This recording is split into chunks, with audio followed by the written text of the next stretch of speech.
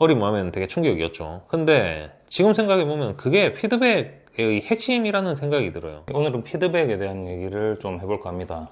직장 생활을 하면서 피드백도 일종의 커뮤니케이션 중에 하나죠. 근데 서로 간에 주는 피드백을 저희는 두려워하기도 하고 잘 못하기도 합니다. 피드백을 한다라고 얘기를 하지만 사실은 내가 마음에 안 들었던 부분에 대해서 비난을 하거나 그런 상황도 많이 생기죠. 피드백으로 인해서 나와 이 사람의 관계가 더 좋아질지에 대한 확신이 없다 보니까 피드백을 꺼리게 되기도 하고 피드백을 아예 안 하게 되는 경우도 많이 생기는 것 같습니다. 피드백은 팀원이 팀장한테 하는 피드백은 안 되는 상황으로 보이기도 하고요. 팀장이 팀원들한테 보내는 피드백도 시기가 적절하지 않다든지 팀원과 관계가 틀어지면 어떨까 하는 두려움 때문에 하지 못하는 뭐 그런 상황들이 빈번하게 발생을 하는 것 같습니다. 첫 번째로는 피드백을 주는 시기에 대한 얘기입니다. 피드백은 어떤 문제가 발생하고 그 문제를 인지하자마자 하는 것이 좋습니다. 사람은 개랑 다르긴 하지만 개도 보통 훈련을 시킬 때 개가 착한 행동을 하면 빠르게 간식으로 보상하고 나쁜 행동을 했을 때 빠르게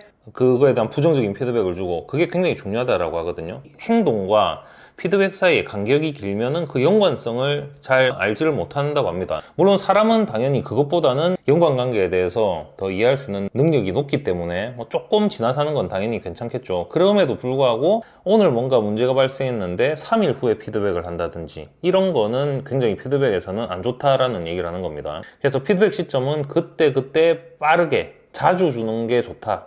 그 다음에 두 번째는 피드백의 종류에 따라서 부정적인 피드백과 긍정적인 피드백이 있을 건데요. 긍정적인 피드백은 보통 여러 사람들이 있는 데서 공개적으로 얘기하라라고 하고 부정적인 피드백에 대해서는 1대1 상황에서 그 사람한테만 전달될 수 있게 얘기하라라는 거를 기본으로 얘기를 합니다. 제가 지금까지 말씀드렸던 피드백에 대한 내용은 기본적으로 이렇게 하라라는 굉장히 교과서적인 얘기, 피드백에 대해서 살펴보면은 뭐 거의 다 나오는 얘기들이고요. 지금부터는 그냥 제가 하는 생각인데요. 저는 피드백의 경우에 부정적인 피드백을 웬만하면은 안 하는 것을 제 목표로 하고 있습니다. 피드백의 목적은 내 기분을 좋게 하기 위해서 하는 게 아닐 거거든요. 그러니까 내가 이거를 후련하게 털어놔서 제가 일을 이상하게 하는 것 같아. 쟤한테 야, 너 일 왜 그렇게 못해?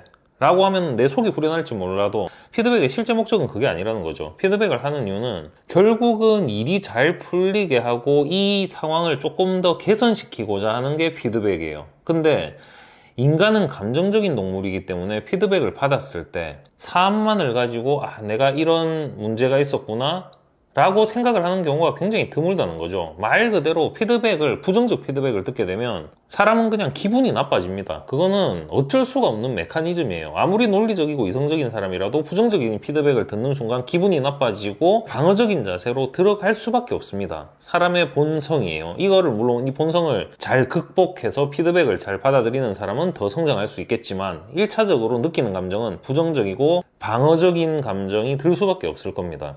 그러다 보니까 피드백을 하는 목적 자체는 팀이 더 제대로 돌아가고 일을 더 잘하게 하기 위함인데 피드백이 오히려 이 사람의 컨디션을 망치면서 전체 결과에 안 좋은 상황을 끼칠 수도 있다라는 생각을 하는 거죠. 근데 그것보다 두 번째로 더 큰 이유는 뭐냐면은 주로 하는 그 사람의 어떤 성향이나 너는 뭐 왜 이렇게 속도가 느려 라든지 너는 왜 이렇게 꼼꼼하지 못해 라든지 이런 피드백이 그 사람의 행동 변화를 일으킬 수가 없다라고 생각하는 게 오히려 더 큰 이유일 것 같습니다. 제가 늘 영상에서 하는 얘기가 사람의 특성이라는 건 장점과 단점이 그 하나의 성향에서 같이 나오거든요. 그러니까 꼼꼼하지 못한 사람은 큰 그림을 보는 게 이 사람의 강점이기 때문에 꼼꼼하지 못할 수가 있는 거고 그 다음에 이 사람이 뭔가 전략적이고 큰 그림을 그리고 치고 나갈 수 있는 이 강점이 있는 거는 이 사람은 꼼꼼한 거를 잘 하지 못하는 게 약점일 수도 있는 거예요. 그 다음에 이 사람이 논리적이고 합리적인 사람이란 얘기는 사람의 감정을 막 헤아리고 이런 데 좀 약할 수도 있다라는 얘기거든요. 그래서 강점과 장점은 항상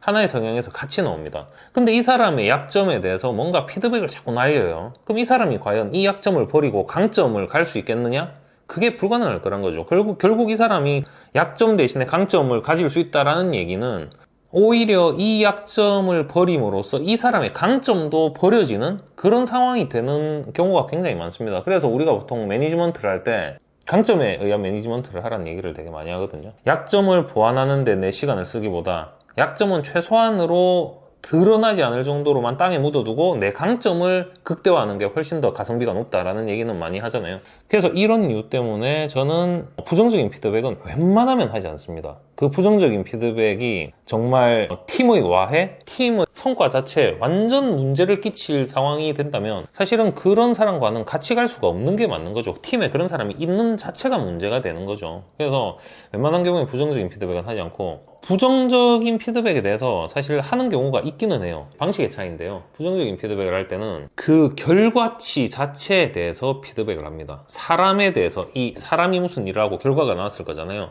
결과에 대해서만 피드백을 해요. 이 사람이 꼼꼼하지 못했다. 네가 꼼꼼하지 못했어. 네가 속도가 느렸어.